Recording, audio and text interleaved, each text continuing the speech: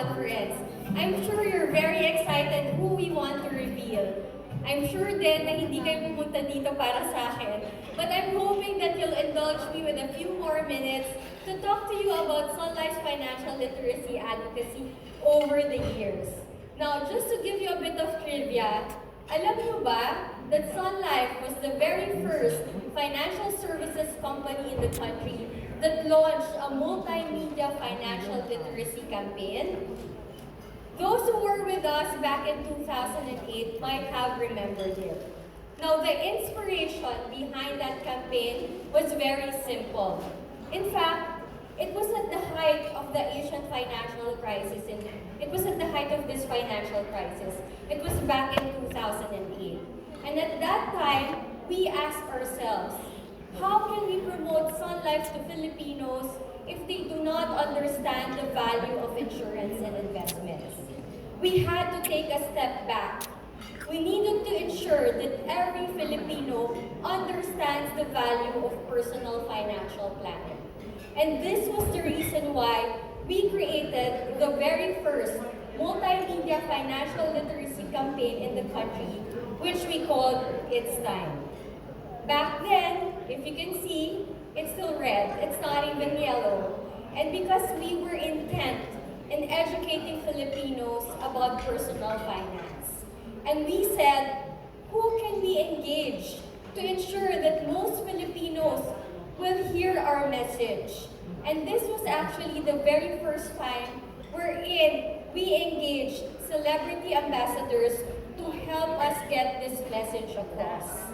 In fact, we took inspiration from this particular study which we call Solar Flare. Solar Flare is actually a client research that asked Filipinos what their financial concerns were, what they were most worried about, and where do they need help on. And this was through this research that we had inspiration in creating this financial literacy advocacy. We saw that most Filipinos were not financially prepared. We also learned that most of them are financially insecure. And so we said, we need to educate Filipinos on these needs. And so we unveiled our very first brand ambassadors during this time.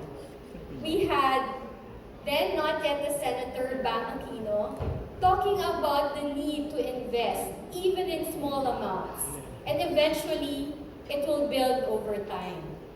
We also had Pia Magalona, a policyholder, along with his husband, renowned rapper Francis Magalona. It was unfortunate that Francis passed away due to an illness, but because of the benefits and proceeds of Francis M's life insurance policy, the family was able to sustain their future. And luckily, we also had the privilege of welcoming Piolo Pascual, our very first celebrity ambassador.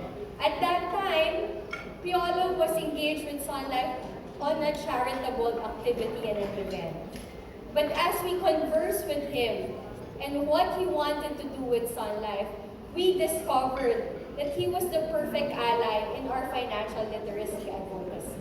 And so, through all of these efforts, the financial literacy multimedia campaign, It's Time, became very successful and encouraged a lot of Filipinos to start their journeys towards financial security. And in fact, this advocacy continues on until today. A lot of Filipinos are still looking to secure the future of their loved ones. Even more so during the pandemic, where we saw the impact of being financially prepared, ensuring that they can strive after this particular pandemic. And in fact, we asked Filipinos again, what are your financial goals? What are you most concerned about? What are you trying to do for the future? And probably these financial goals are similar to yours. They're thinking about building their emergency funds, building it up again to ensure that they can sustain their families, about growing their wealth, investing money to ensure that they have something to provide for their children and their loved ones. They're also looking at their health. Because of the pandemic, they realized the importance of being protected against critical illness.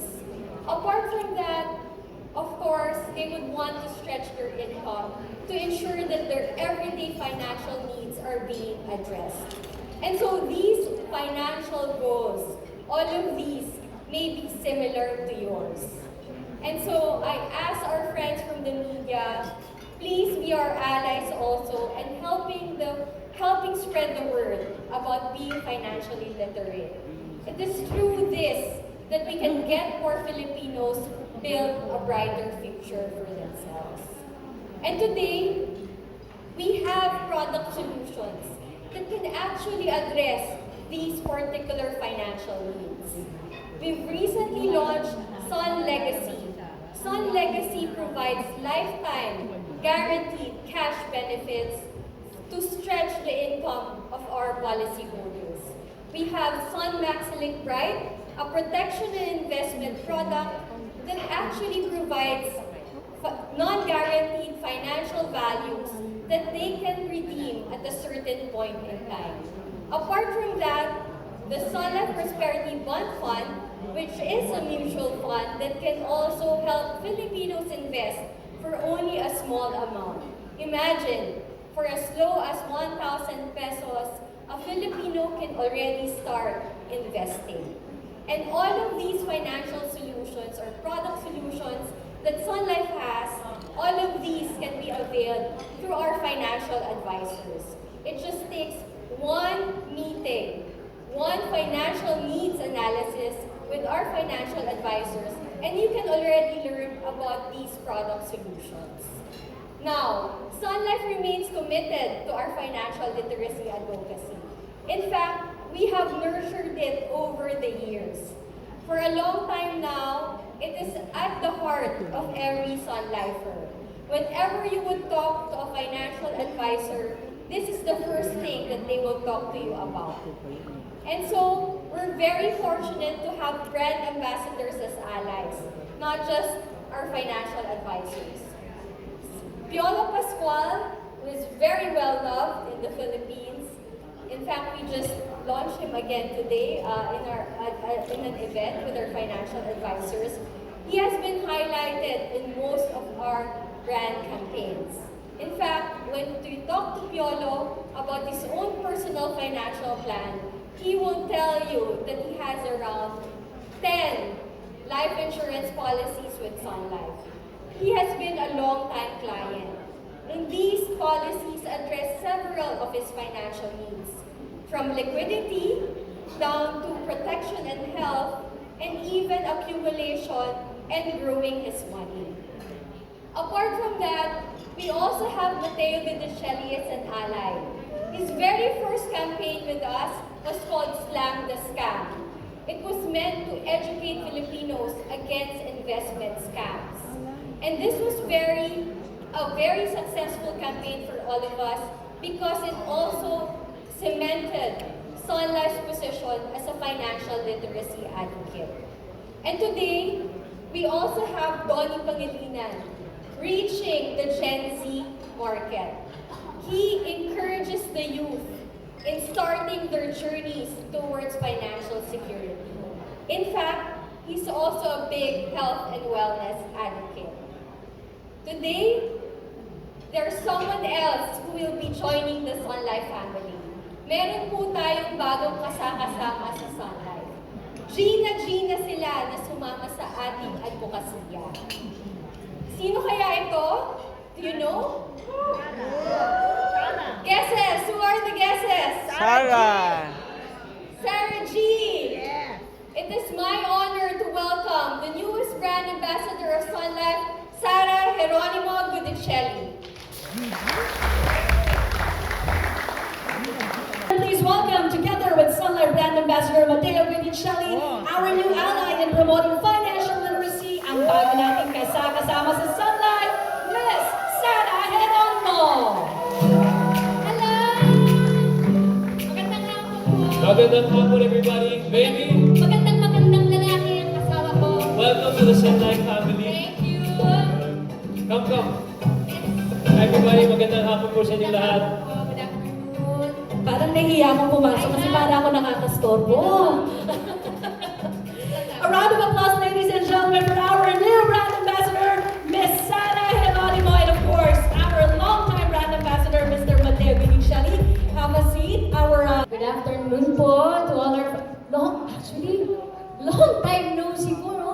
Parang ilang taon po tayo hindi nagkita. It's so nice to see everyone.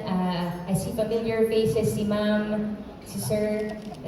Thank you po for joining us this afternoon. I'm happy to see all of you po. Salamat. Opo, yun. Magandang hapon po sa inyo lahat. It's very, very nice to see our press friends, our media friends after so many years. Ma'am Tess Hubi, maraming salamat. At sa inyo lahat po, of course, our Sun Life bosses sitting here in front of us. Maraming salamat for welcoming my wife into the Sun Life family. Thank you very much. Thank you very much po for welcoming me to your family. Grabe na ito. Sa totoo lang, I know I speak on behalf of all the Sun Life, your husband, si Matteo, in the Sun Life family. Very thankful po. Actually, pleasant surprise siya sa akin nung sinabi po na, Sun Life was invited you to become one of their brand ambassadors. Sabi ko, talaga ba, love? Sabi ko, salamat. But to be honest po, meron akong mga konting apprehensions po, mga questions lang. Sabi ko, love, paano ba ito? Kasi meron akong mga concerns. Siyempre, we're a newly married couple, we're young, at first time ko rin naman pong mag-asawa. Naman, sana first and last, di ba, my love? So, sabi ko, mahal, di ba, siyempre, pag endorser ka, merong set of expectations from you as an endorser. So, medyo merong fear ko na maka-deliver. But ang asawa ko was talagang very self-assured siya, and he was very confident about his family dito po sa Sun Life. Sabi niya sa akin, love, don't worry. Don't be afraid to ask questions from the team. Because like you, before, pareha tayo, love I had a lot of questions, pero ang Sun Life family ko really helped me and guided me na talagang all the way, di ba, love, sa financial planning, how to grow your money.